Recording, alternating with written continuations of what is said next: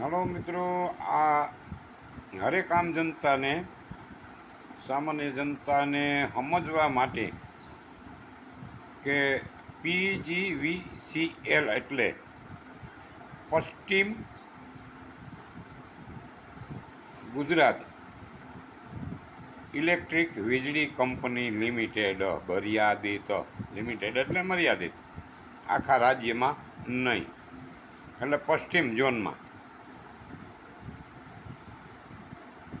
આ જે કંપનીઓએ જે સ્માર્ટ મીટર નાખવાનું શરૂ કર્યું હતું, પણ આમ જનતાએ અને મધ્યમ કક્ષાના અને હાઈફાઈ બધાએ એનો વિરોધ કર્યો છે. શું કામ કે એમાં એનું કાંઈ વ્યવસ્થિત નથી.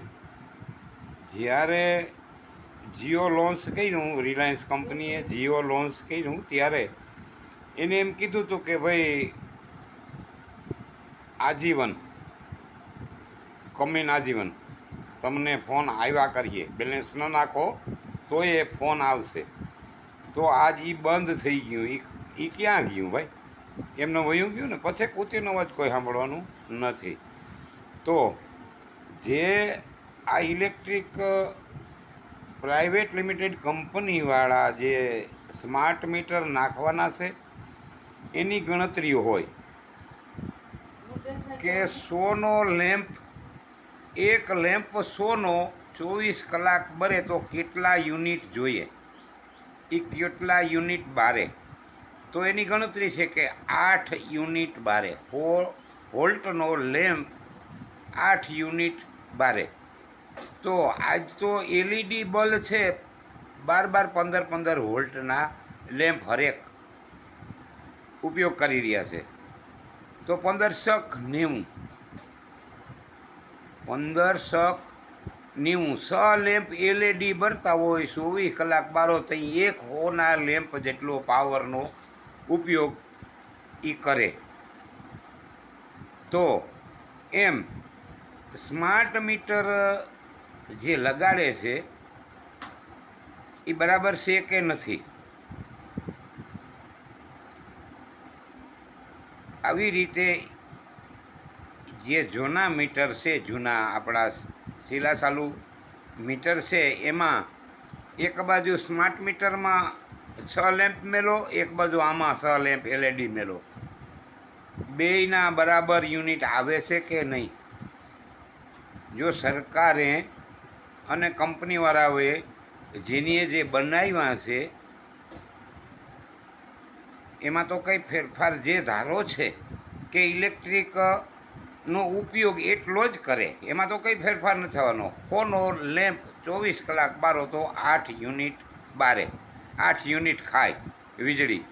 તો એમ 1590 વોલ્ટ થાય. 15 વોલ્ટનો બલ્બ હોય તો 1590 વોલ્ટ થાય. હવે 6 લેમ્પ આ મીટરમાં મેલો અને 6 લેમ્પ આ મીટરમાં મેલો, સ્માર્ટ મીટરમાં મેલો.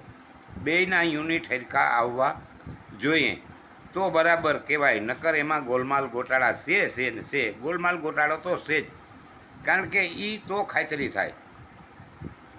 તમે બેયને હારે જોડો તો જ ખબર પડે. આ ઇલેક્ટ્રિકનો નિયમ છે ભાઈ. પાવર, એસપી, બધા નિયમ છે કે 1 હોર્સ પાવર, 1 HP 1.5 એમ્પિયર લે. એના લોડમાં હાલતી હોય મોટર તો 1 HP 1.5 એમ્પિયર લે. તો 10ની મોટર હોય તો ક્લિયર અને કાયદેસર હાલતી હોય તો 10 15 એમ્પિયર લેવી જોઈએ. એ 15 એમ્પિયર લે તો તમારે સમજવાનું કે આ ક્લિયર મોટર હાલે છે. અને એ ઉપર જો એકાદ બે યુનિટ લોડ વધારે લેતી હોય તો થોડું ઘણું થટ બેરિંગમાં પકડાતી હોય, બુશિંગમાં પકડાતી હોય, કાં તો આપણે ઓવરલોડ પાણી ચડાવતા હોય એના નિયમ બહાર. આવી રીતે બધા એમાં નિયમ છે ભાઈ. આ અંધાધૂંધ જેને કોઈને કંઈ ખબર નથી એટલે આમાં ઠોકી બેહાડે. આ ઠોકી બેહાડે છે કંપનીઓ. અને સરકાર એના સાથમાં છે દીકરી. તો આવી રીતે તમે એને ચકાસો, જોવો કે ભાઈ આવી રીતે હોવું જોઈએ, અને એ જ મીટર રહેવા દો, હોળાહોળી યુનિટ બારે એ જ મીટર રહેવા દો તો હાલે, નકર હાલીએ નહીં. તો આ વિડીયો ભાઈ શેર કરજો, સબસ્ક્રાઈબ કરજો, લાઈક કરજો, અને જેટલાને બને એટલાને શેર કરો. ગ્રુપમાં, ફેસબુકમાં, યુટ્યુબમાં, તમે ઇન્સ્ટાગ્રામમાં, હરેક જગ્યાએ શેર કરો, જેથી કરી અને આપણા હરેક ભાઈઓને આમ જે જનતા છે એને ખબર પડે કે શું કરવાથી શું થાય. જય જવાન, જય કિસાન, જય ભારત.